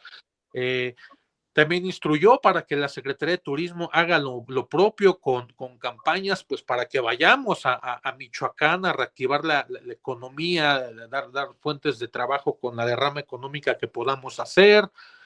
También dio instrucciones para que pues hagan campañas para velar por la salud de los michoacanos y las michoacanas por parte de la Secretaría de, perdónenme, el del ISSSTE y del IMSS Bienestar. Entonces, la verdad es que si esa es la solución para lo que está pasando en Michoacán. La verdad yo hago votos porque así ocurra, como se los he comentado desde el inicio de la participación. Lo que a mí me tocó vivir de primera mano en Michoacán en 2013 es algo con lo que me voy a llevar para lo que me resta de vida. Y no quiero dejar pasar otro apunte, y perdón que retome el tema de los menores de edad, de las niñas y los adolescentes, las infancias, ¿no?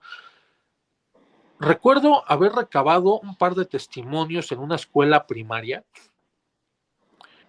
y me resultó muy llamativo cómo los maestros nos decían que ya había sido tan asimilada la violencia en niños de 5, 6, 7, bueno, de 6 años hacia adelante, que es nivel primaria, que ellos ya no jugaban en el recreo a los policías y a los ladrones, sino jugaban a los cárteles o al ejército contra los narcotraficantes. Entonces, a la hora del recreo, en lugar de jugar a las atrapadas, detenían a alguno de los niños, se dividían en grupos, ¿no? Unos contra otros, se correteaban y a quien agarraban lo llevaban a un extremo del patio y entonces el grupo al que pertenecía ese niño tenía que juntar X cantidad de objetos, de latas, de botes, entregárselos al grupo que lo tenía capturado para que lo dejaran seguir jugando en el recreo, ¿no? Y entonces el juego de policías y ladrones era pues entre yo soy de tal cártel y voy contra tal cártel y jugaban a las atrapadas, en fin. Entonces yo hago votos de verdad porque este plan por Michoacán logre su cometido. Es lamentable que los mexicanos, las mexicanas tengamos que tener una prensa que pues nos dé este tipo de noticias. La verdad es que todas las vidas son valiosas. Desde mi punto de vista en México, lo digo con todo respeto y con toda pues la responsabilidad y la prudencia, que es poca. Rosa me conoce, con toda la prudencia que puede llegar a caber en mi persona.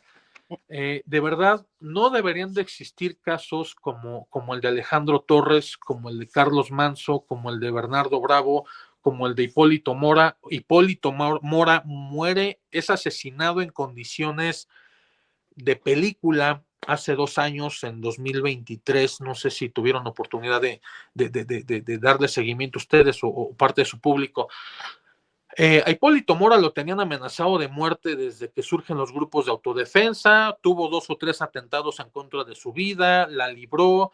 Después de que se diluyen los grupos de autodefensa, le es asignado un cuerpo de seguridad para su protección personal, le asignan una camioneta blindada y un buen día, o un mal día, mejor dicho, en La Ruana, de donde él era originario, en el municipio de Buenavista, en Michoacán, en una carretera, lo acorralan integrantes del narcotráfico y durante una hora, más de 1,000 disparos efectuaron en contra de esa camioneta blindada hasta que el blindaje no resistió. Y durante una hora, su equipo estuvo haciendo llamadas a la Guardia Nacional para que acudieran a su rescate. ¿Y saben qué pasó? No llegó. Entonces, casos como esos en México no deben de existir por ninguna razón, sea del gobierno, del partido que ustedes gusten y manden. los mexicanos, las mexicanas, no nos merecemos ese tipo de noticias, no nos merecemos ese tipo de muertes, si en algún momento pues nos toca que nos acorralen estos grupos criminales, nos merecemos otro país, de verdad. No me importa de la afiliación, lo digo con todo respeto de cada uno de los integrantes de este programa, de su público, de verdad, o sea, que gobierna quien gobierne, la verdad, pero que nos garantice tener una vida digna y hasta una muerte digna.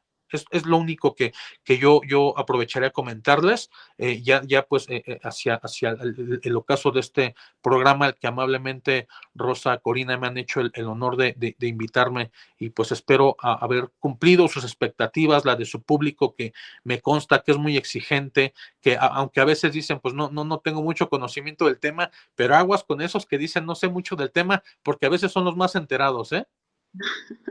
Claro, no, pues al contrario, Oscar, yo creo que queda bastante conectado con lo que la mayoría queremos y esperamos. Estamos viendo pasar la trilogía del infierno y la dictadura perfecta y la ley de Herodes, ¿no? Estamos viendo todo esto que no creíamos que podría rebasar el cine, pero creo que ya hace muchos años pues, se perdió la esperanza en muchas cosas y en muchos partidos, pero nos parece muy buena la manera en la que nos has dado como esta claridad desde este punto de vista, porque nosotros hablamos como, tal cual, ¿no? Desde el punto de vista que la gran mayoría, lo que vemos, a qué nos huele esto, no huele bien.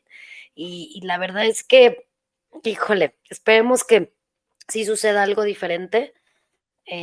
Yo creo que con este proceso que se vivió, que tú nos hablas de otras personas, toda la cronología hasta llegar a Carlos Manso, simplemente ya se gestó algo que estalló tan fuerte que ya es imposible nada más mantenerlo para un cierto sector de la población que se entere, porque no estaban tan enterados muchos de todo esto, ¿no? Y lo que nos cuentas es impresionante.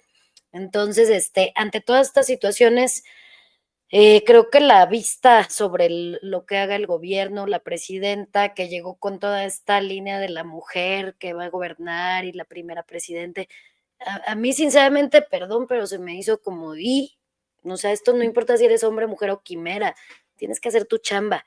Y si estaba que si el copetito y que si el borrachito y que si el botudito, o sea, ¿para dónde nos vemos que parece circo esto? ¿No? Y creo que la gente por eso está bastante enchilada ya. Es un tema donde las poblaciones, como lo que sucede en Michoacán, ya no tienen otra línea. O sea, creo que también la ubicación geográfica que tienen les da, híjole, diferentes panoramas de acción también. También creo que eso es otro punto, ¿no? Porque si lo analizamos, pues son muchísimos elementos. Mira, se ha atiborrado de algunos comentarios y no te queremos entretener más, pero te leemos algunos cuantos más, ¿te parece, Cori? Sí, adelante, Sí, muchas sí, gracias. claro, claro. Bueno, ahorita te comento algo, pero primero les leemos. Bueno, que este me pareció un gran comentario el que nos hace Leti Ramírez de Alba, que nos dice: la fórmula de meter dinero a la seguridad pública no sirve si la cúpula está contaminada. Ujú, ¿No? Tienes de lógica. acuerdo. Qué fuerte, ¿no? Saber que esto es parte de la realidad y de la percepción que se tiene con respecto pues a la situación del país. Nos dice Ale Reyes: el liderazgo que tuvo Uruapan hizo que cambiaran el chip de la gente, hizo que la gente hiciera frente a una situación de la cual ya están cansados. Ujú. Pues es lo que vimos, ¿no? El efecto social, psicología social por ahí. A Y ver. aquí nos dice Mariana: considero que somos como sociedad corresponsables de la violencia, ya que lo mencionó el presidente municipal de Uruapan en un discurso. Como familia somos los primeros en darnos cuenta cuando alguien de nuestra familia está en malas compañías y debemos de tenerlos que corregir, denunciar, pero ¿qué se hace? Se solapa, se vuelve cómplice del delincuente al encubrir por ser hijo, sobrino o nieto. Ese es un gran comentario, perdón que te interrumpa, Corina, de Mariana. Ujú. Es un video que anda en redes sociales, en donde justo el presidente municipal está platicando frente a un grupo de habitantes del municipio de Europa. y justamente los invita a denunciar y a no alcahuetear.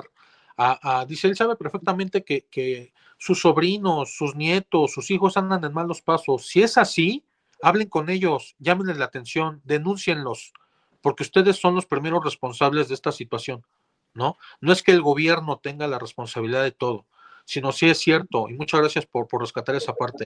Como sociedad, sí somos también en parte corresponsables de lo que está pasando, no solamente en esa entidad, sino en el país en general.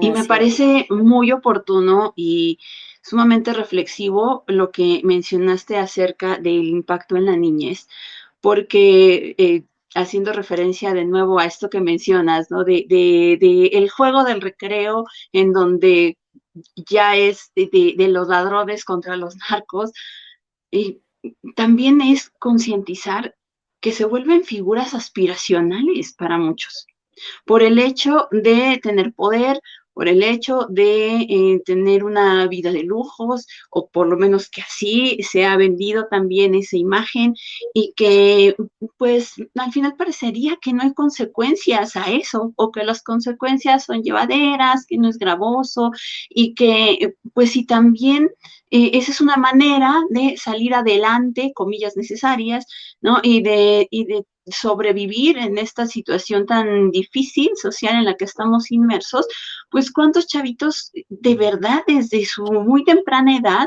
ya crecen con esa idea aspiracional de, bueno, yo quiero pertenecer a ese núcleo y quiero ser de los buenos y quiero ser de los que liderean. O sea, a lo mejor inicio de halcón, pero yo no aspiro a estar en esa posición mucho tiempo, sino a crecer y escalar en la jerarquía y llegar a ser de esas cúpulas. Entonces sí me parece súper preocupante que y que de alguna manera se ha hecho mucho esta crítica hacia la música que promueve este tipo de ideas, hacia Las las series de televisoras. televisión que ensalzan este tipo de personajes y que los venden justo como esos, como figuras aspiracionales, que para muchos ya es una línea de seguimiento que ya se van dirigiendo hacia ello, ¿no? Y si encima de eso conocen personas que han manejado este discurso de manera cercana, pues más se va afianzando la idea. Y que por otro lado podríamos encontrar como estos dos efectos, ¿no? A aquellos que crecieron en la violencia y que ese hartazgo les lleve a propiciar realidades diferentes o a salir por lo menos de ese contexto que no les gusta y que no, en el que no desean verse toda la vida. Creo que podríamos ver ambos efectos, pero pues mientras esté perpetuándose y esté naturalizándose, pues corremos el riesgo de que sean también un grupo considerable el que desee permanecer de este lado de ambos lados del juego, ¿no? Desde los que pretenden cambiar la realidad como los que pretenden burlarla, ¿no? Entonces creo que sí nos deja mucho que reflexionar con respecto a cómo están creciendo estas nuevas generaciones, que desde que nacieron ya estaba esta situación tan difícil y que al paso del tiempo están viendo que se está consolidando más allá que abatiendo. Muy de acuerdo, Cori. Ahí también toda la moda buchona, buchones, Claro. series, el señor de los no sé qué, la reina de la no sé cuál, y bueno, ¿no? Eso ha sido que si la fulana tijeras y todas esas cuestiones son parte de la cultura que invade y que lo está permitiendo. Miren, se pusieron bien especiales para quitar la publicidad de cigarros y alcohol, y es una doble moral la televisión y todo esto. Ay, Dios, es que yo sé que todos lo entendemos claramente, sabemos de qué idioma estamos hablando. Ujú. Sí, sí, sí. Y que las redes sociales, por ejemplo, por una parte castigan el que use ciertas palabras, por eso está distorsionada aquí la palabra Pero, en oigan, nuestro banner, porque oye, eso pero sí está penadísimo, está pero penadísimo. que se muestren otro tipo de contenidos que van hacia esas ideas de manera más explícita, eso pasa de noche, ¿no? Y eso sigue Ujú. permaneciendo, intentando tapar lo que superficialmente se puede cubrir con un curita cuando la herida está carcomiéndonos y llevándonos a una realidad bien difícil de vivir. Exactamente. Pues híjole, todo un tema, ¿eh? Y la verdad es que, sé que muchos han aquí aportado mucho en el chat. La verdad, también me gusta por acá un comentario que dice Carlos Arellano, ¿no? De verdad que en lugar de distraernos con sus montajes, solo causan más coraje y demuestran su incompetencia. Es que esto es algo que se replica. Esto es lo que dice la gente en lo general. Déjale que si van a hacer análisis político, sociológico, psicológico, creo que eso lo tienen bien claro y mira, tan simple y tan sencillo que lo dice todo, ¿no? Este, mm, Angelique nos dice, si no se trata de invertir en recursos, ya está que no se hará nada. Los Ah, gobiernos ya es no lo te que escucho. quieren hacer, invertir y lo hacen siempre que desvían la inversión. Bueno, Ale Reyes también, sí, Angelique, de acuerdo contigo. Ale Reyes te dice totalmente de acuerdo con Oscar, no importa el partido, lo que los mexicanos queremos es tener una vida digna y tranquila, próspera para todos, ¿no? Entonces sí, y Ájale. Enanita pregunta que es lo que llaman apología del delito. Me imagino que se refiere a las series, a todo eso, ¿no? Me imagino que por ahí va la cosa. ¿Cómo ves? ¿Sí sería?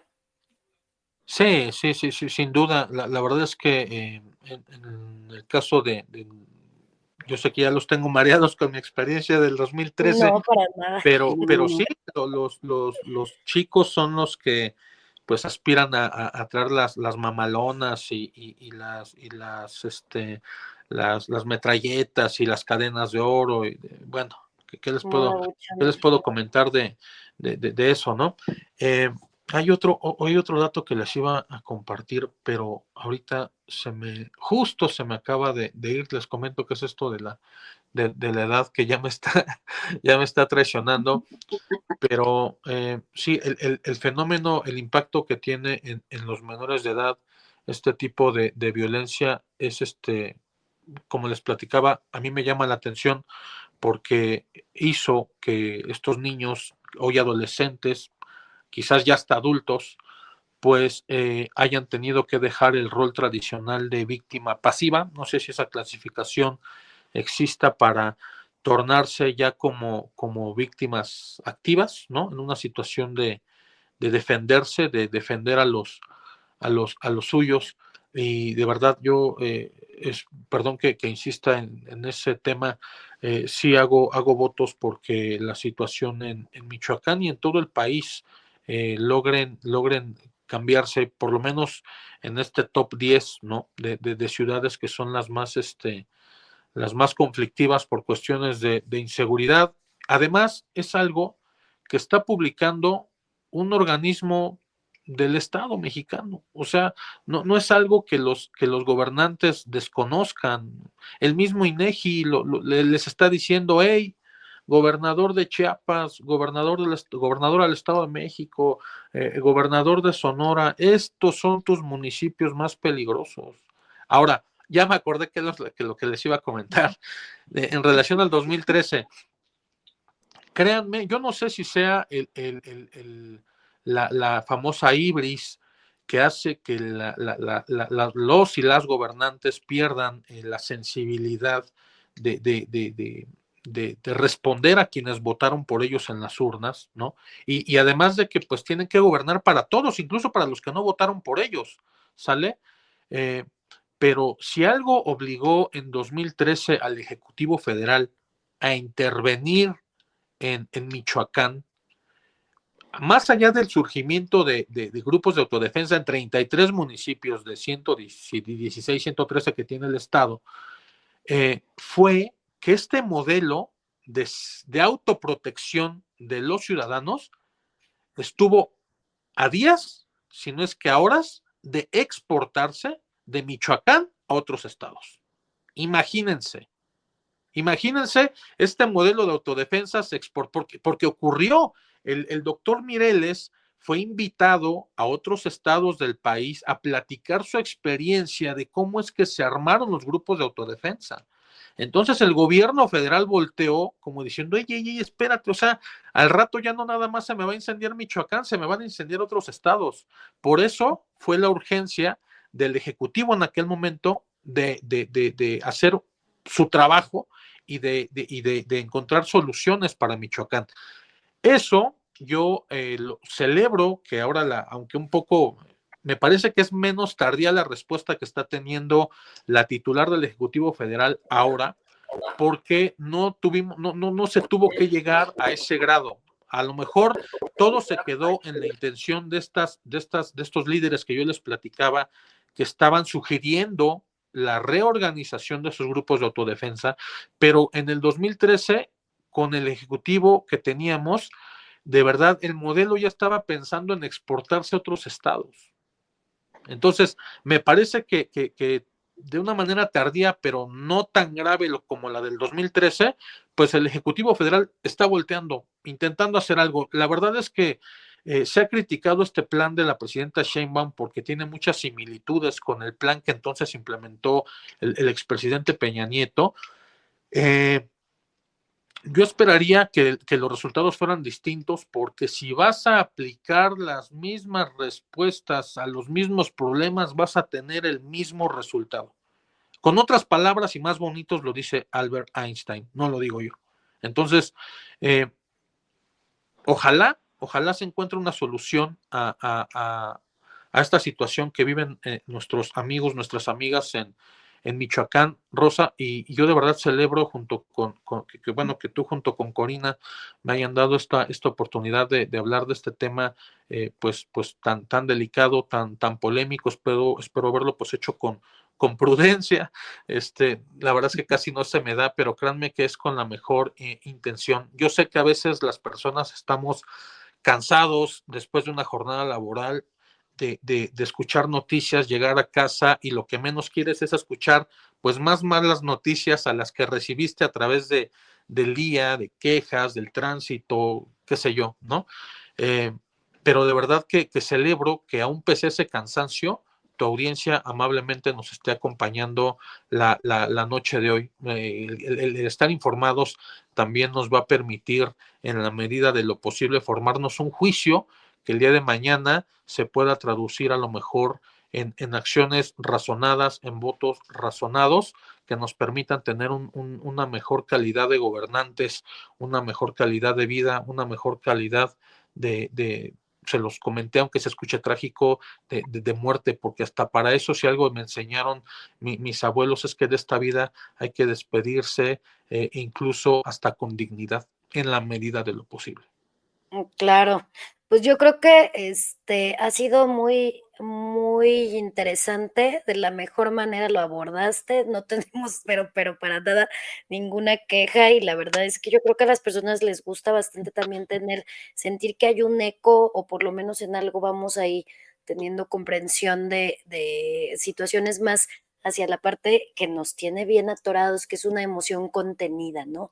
Y que la compartimos desde el ámbito conocimiento, ¿no? Tus especialidades nos sirven muchísimo para comprenderlo de esta manera, y lo bajaste súper bien para que todos pudiéramos verlo y pudieran opinar. Mira, te agradecemos muchísimo que te hayas hecho el espacio, ya te agarramos aquí un ratote, pero lo último que voy a leer los últimos comentarios para despedirnos. En verdad, mira, lo que nos dice Carlos se me hace muy interesante. Carlos Arellano dice: no sé, por acá anda. No sé si ustedes sepan, pero acaban de ponerle impuestos a los videojuegos que son violentos. Somos la burla internacional, ya que se ha demostrado que no son la causa de la violencia. Absurdo. Y precisamente sí algo escuché al respecto, oigan. Irma Navarro, ¿cómo andas? Nos dice por acá. Nos deja saludos a los tres y dice, bueno, creo que todo tiene que ver con educación, valores que sean en casa, y si en el hogar no se les falta herramientas que son necesarias, es probable que caigan en las garras de este tipo de grupos.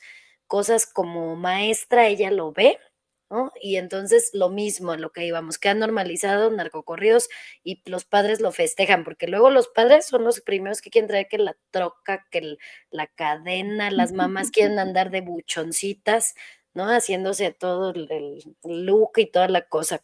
Y pues bueno, Mariana te dice gracias, Diana Guerrero también, dice es que uno de los grandes problemas es la presencia de padres en los hogares, así como la impartición de valores. Es que desde ahí ya sabemos que se gesta todo, tenemos una chamba muy fuerte que hacer. Y bueno, Nanita también dice que la educación es lo primero que se quita en el presupuesto. Aparte, los padres estamos en apatía. Es que los padres también tienen su lado, que hemos visto desde la parte psicológica, cómo están desatados. Ya hemos hecho cuántos programas de los niños con síndrome del niño emperador, la crianza, las disrupciones dentro de lo que se permite, los antisociales.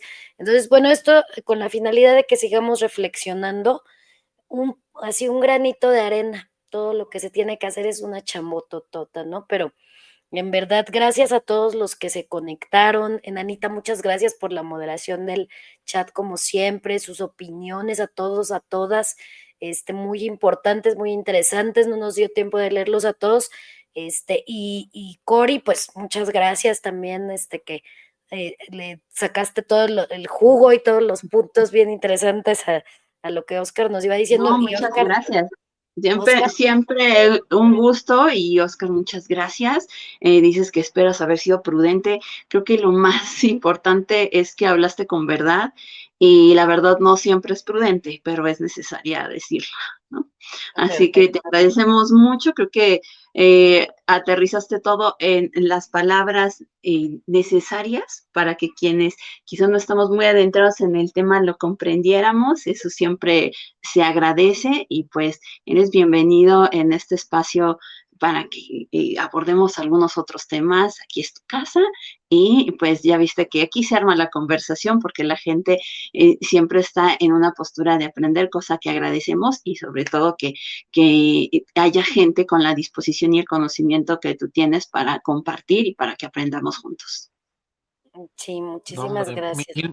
mil gracias a las dos. La verdad es que también este tipo de espacios sensibles al tratamiento de temas así de delicados son necesarios. Yo lo celebro por también el valor que ustedes tuvieron para permitirme abordar esta charla, de justamente poner este tema a ustedes en su espacio sobre la mesa. Y muchas gracias. Espero pues no haber que no sea la última vez que me inviten. Yo estoy abierto, Rosa sabe perfectamente, siempre es un gustazo trabajar con ella, es una gran amiga de hace muchos años, y Corina, pues las amigas de mis amigas son mis amigas, aquí Muchas gracias, mucho gusto. para que les Gracias. ofrezca. Muchísimas gracias, y a toda la gente que nos acompañó de los comentarios y demás, de verdad también muchas gracias por su tiempo, por sus preguntas, por sus aportaciones, porque hacen más rica y dinámica la plática. Muchas gracias, Oscar. Y para que vean todo el contenido que está subiendo Oscar, vayan a verlo en Lea MX, así lo pueden encontrar, y se llama Es Cuanto, ¿no? Es Cuanto el programa que estás haciendo los miércoles, todos los Así es, miércoles por la noche. los miércoles a las 8, y justo este miércoles vamos a tener un especialista que va a hablar de derechos de autor. Y una de las Ok. preguntas que ustedes ya me dejaron de tarea para hacerle es qué onda con estas canciones, estas letras de canciones que hacen apología a la delincuencia, porque hay un artículo en materia de la legislación aplicable a la propiedad intelectual que, por ejemplo, prohíbe las marcas que están asociadas a grupos delictivos. Por ejemplo, la familia de Chapo Guzmán durante décadas ha intentado registrar el tequila Chapo Guzmán, ropa El Chapo y demás. Y el Instituto Mexicano de la Propiedad Intelectual le ha impedido registrar esa marca a los familiares. Y entonces, ahorita con lo que ustedes muy puntualmente señalan, me surge la pregunta, ¿cómo es que les prohíbes a la familia de ese líder del cártel de Sinaloa registrar la marca El Chapo, pero le permites a grupos de narcocorridos, pues en sus letras registrar ante el instituto, pues temas que abordan justamente situaciones de narcodelincuencia, ¿no? Me lo llevo de Pues mira, ya llévala y te vamos a ver precisamente este miércoles porque está muy interesante. Así que búsquenlo en las plataformas de Lea, así de leer doble E, Lea MX, y su programa Es Cuanto. Recuerden que sale a las 8 todos los miércoles, ¿ok? Para que lo chequen. Y rechéquense los videos que ya hizo, les va a gustar. Muchísimas gracias de verdad, Oscar. Cori Y pues a todos, abrazos, empiecen bien la semana, vamos a darle duro, nos vemos en los próximos programas. Y recuerden que caras vemos. Y los lunes lo sabemos. Bonita Muchas noche. Bye, bye. Hasta luego. Buenas noches. Caras vemos. Lunes lo sabemos. La otra cara de los lunes.